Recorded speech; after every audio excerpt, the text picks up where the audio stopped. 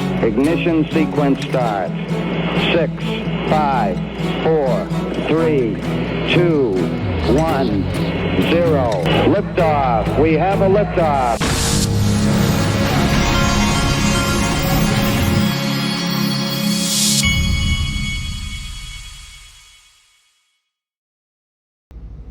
Hey everybody, this is the Digital Asset Investor, and I have to pick my son up from baseball in 30 minutes, so we've got to get this video done.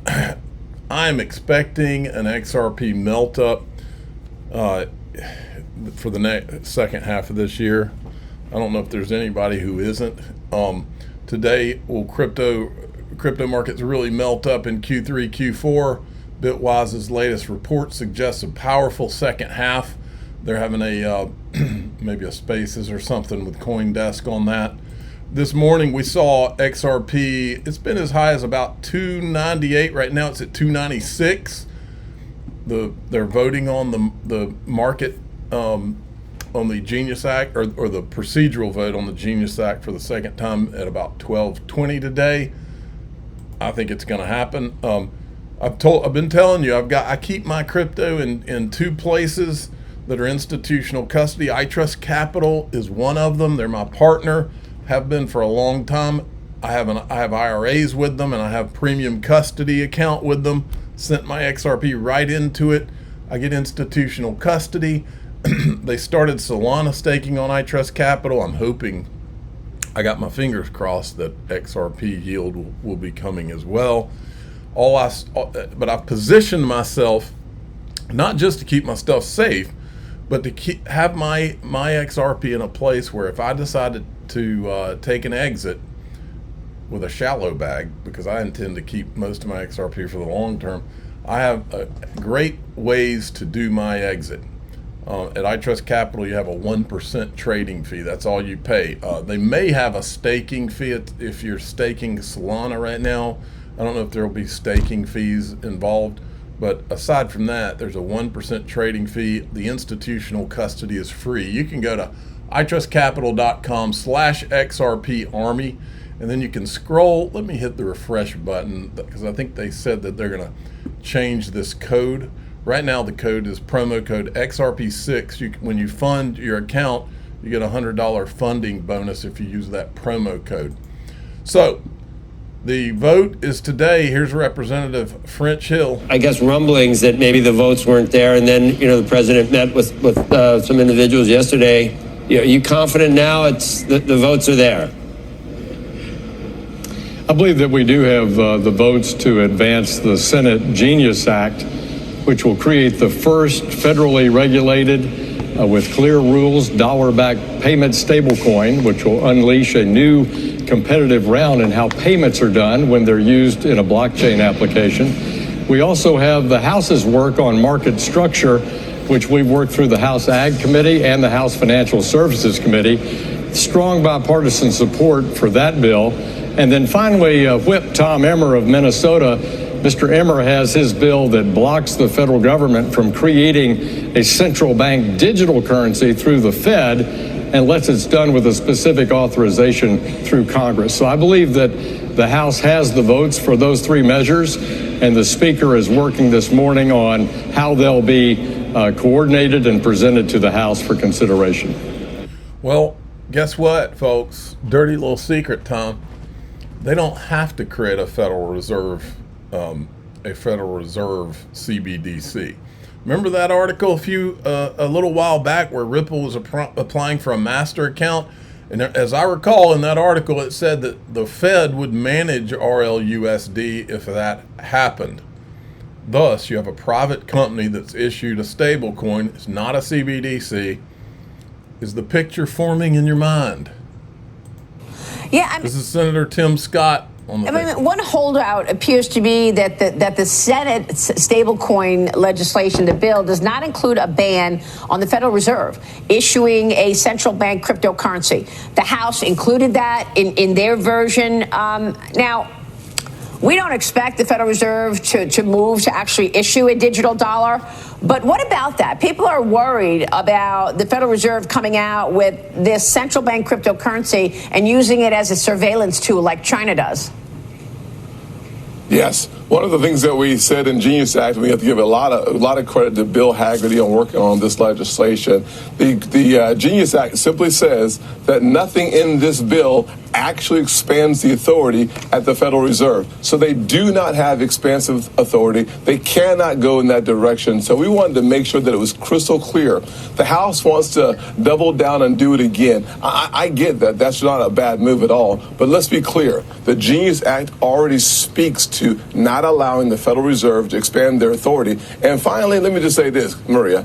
The Federal Reserve, they should get back to calling balls and strikes and doing their job as an umpire. Watching the Fed be politicized under President Biden and then frankly stepping away from all things common sense like lowering interest rates under President Trump, they should get back to doing their job.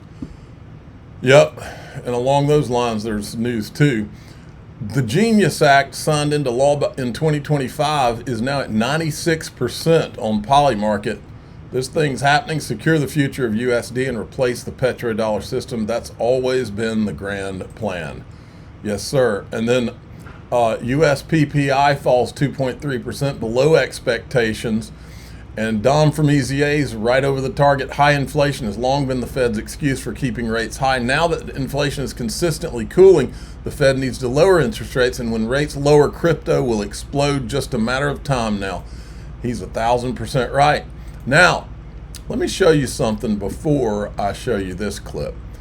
For those of you that have been around for a while, you'll remember this Glenn Hutchins clip. He was one of the guys at I think it was the Boston Federal Reserve. Most important piece, which is one that people aren't focusing on, is the protocol.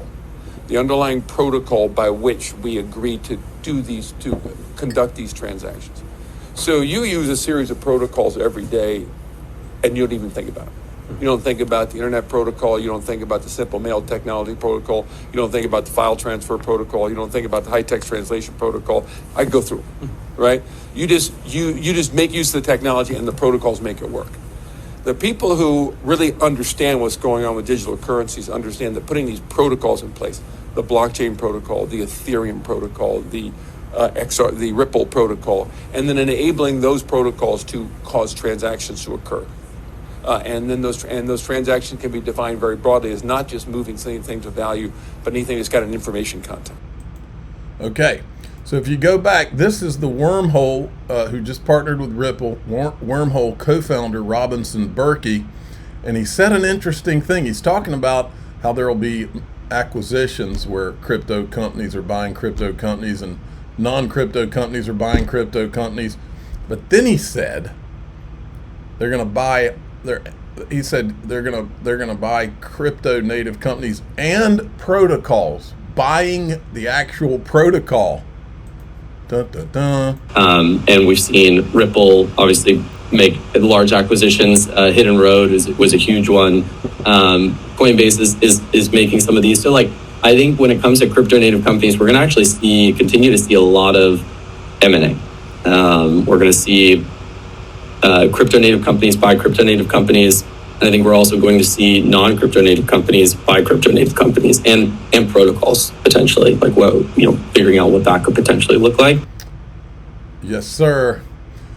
California Governor Newsom, I'm not a big fan, by the way, launches the California Breakthrough Project. This guy, by the way, I watched him on Fox News last night.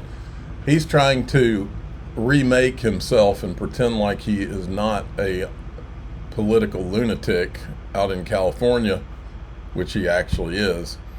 I remember one time Tucker Carlson talking about this guy, and he goes, this guy's amazing. He is one of the only people I've ever met who can sit there and lie to your face and not even have a bead of sweat on him or something like that.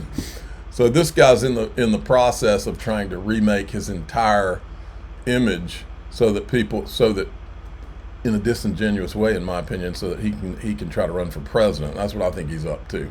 I wouldn't trust that guy as far as I could throw him, but he is launching California Breakthrough Project with tech leaders including Coinbase, Ripple, MoonPay, Instacart, Snapchat, and Andu Real to advise on government efficiency and collaboration. Look, folks, if you're a company like Ripple, you can't delve too far in the political game. You have to You have to hedge your bets. So I understand why all these things are done. Altcoin's new wave of rally is incoming after the retest. You can feel it. Look at this. So you're telling me that there are 1, minimal XRP treasury companies, 2, no XRP ETF and XRP outperformed Bitcoin by triple digits over the last 12 months. And now XRP is probably going to get an ETF, native yield, and smart contracts, and an institutional stablecoin. Wow. And Credible Crypto says most of crypto Twitter still vastly underestimating XRP's pump potential. Maybe they will finally get it when we hit double digits. They probably won't. I'm going to save this. We're going to go into DAI XRP. I got a lot more to cover. DAIXRP.com is the Patreon. If you'd rather join through YouTube, click the join button right below this YouTube video. If you'd rather join through X, hit the subscribe button. I post the extended videos with no commercials in all 3. I'm the digital asset investor. I'm not an investment advisor. This is for entertainment purposes only. Please subscribe, hit the like button, tell your friends and family. Away we go.